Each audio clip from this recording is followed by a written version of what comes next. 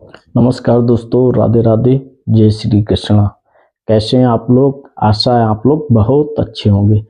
दोस्तों, मैं हूं न्यूमरोलॉजिस्ट पुनीत ऋषि, माँ गंगाधरा हिमालय दरा आध्यात्मिक नगरी देवभूमि ऋषिकेश से आप सभी लोगों का मेरे चैनल पर हार्दिक स्वागत, हार्दिक अभिनंदन है।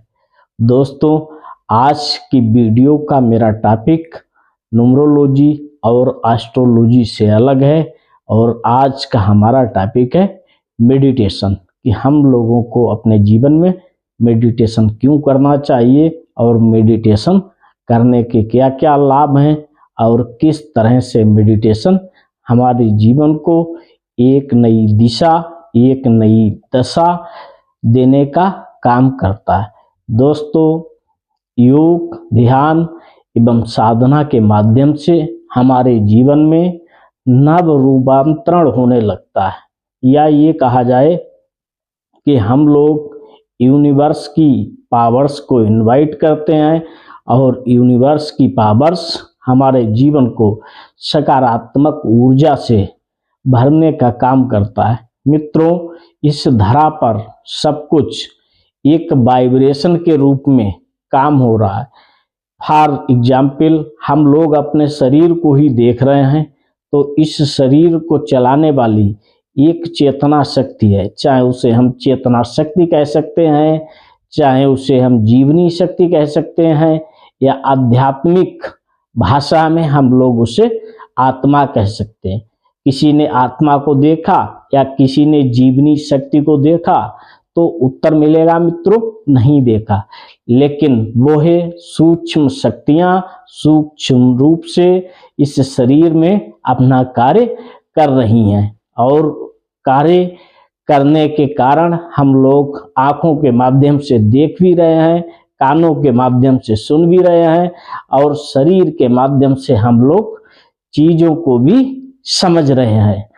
तो मित्रों, कहने का तात्पर्य सिर्फ यही है कि इस शरीर को चलाने वाली जीवनी शक्ति या सूक्ष्म शक्ति अपना कार्य बराबर कर रही है।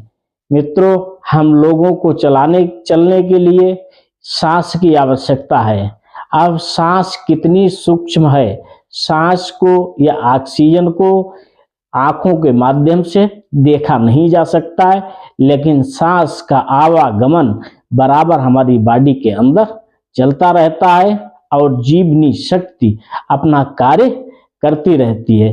तो कहने का तात्पर्य सिर्फ यही है कि जब हम लोग ध्यान, साधना या मेडिटेशन के रास्ते पर चलते हैं तो हम यूनिवर्स की पॉजिटिव पावर्स को इनवाइट करते हैं और ब्रह्मांड की वो सकारात्मक शक्तियां हमारे जीवन को रूपांतरित करने का काम करती हैं।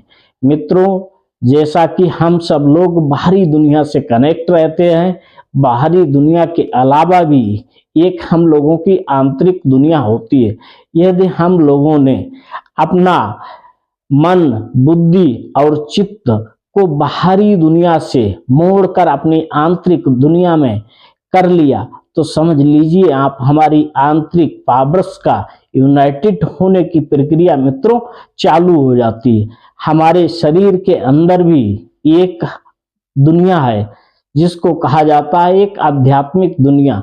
आध्यात्मिक भाषा में हमारे इस देह के अंदर 3 तरह के शरीर होते हैं: भौतिक शरीर, सूक्ष्म शरीर और कारण शरीर।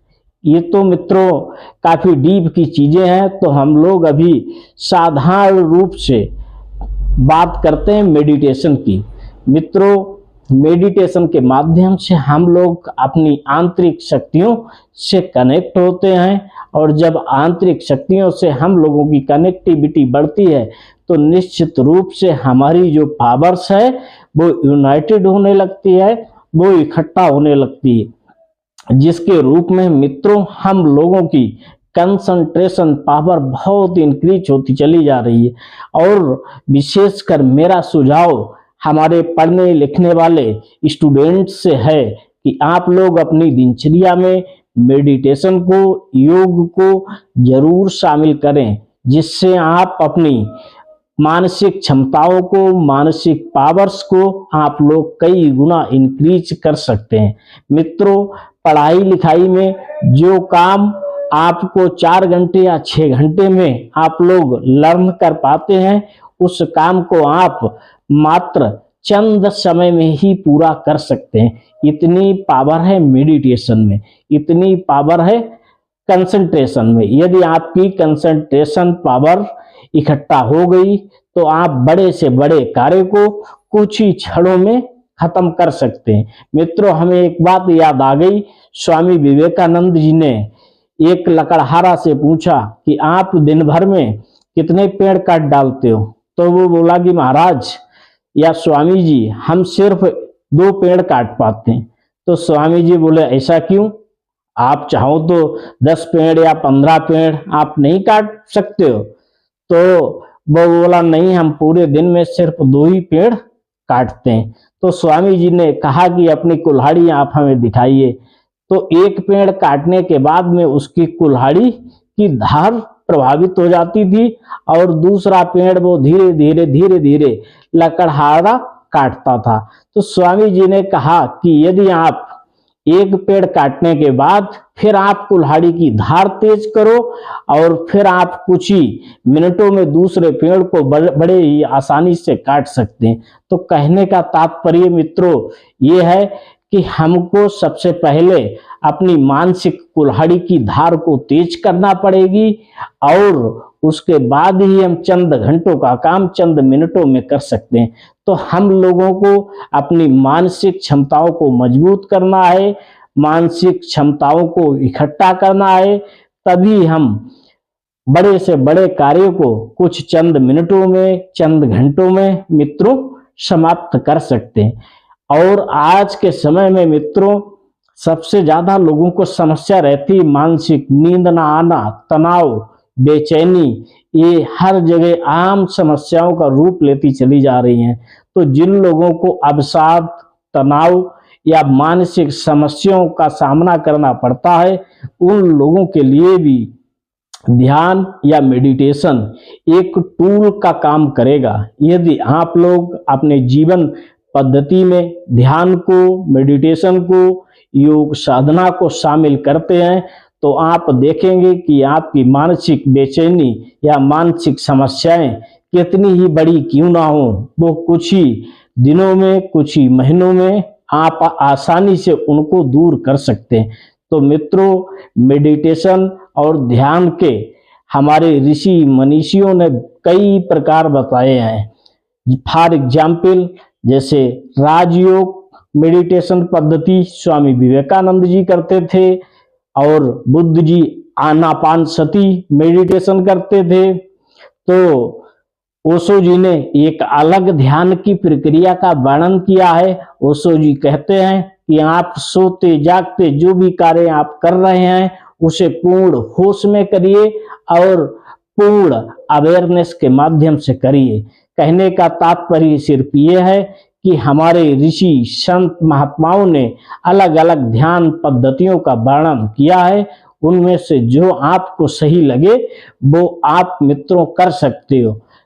रास्ताएं इधर उधर चारों तरफ से जा रही हैं, लेकिन सबका अंत एक ही है, वो है परम तत्व की प्राप्ति, परमात्मा की प्राप्ति या असीम आनंद और असीम शांति की प्राप्ति। तो आप उन तमाम प्रक्रियाओं में से किसी एक प्रक्रिया को अपना सकते हो और अपने जीवन का रूपांतरण कर सकते हो। मित्रों, अपने जीवन में देवत्व का उदय आप लोग कर सकते हैं।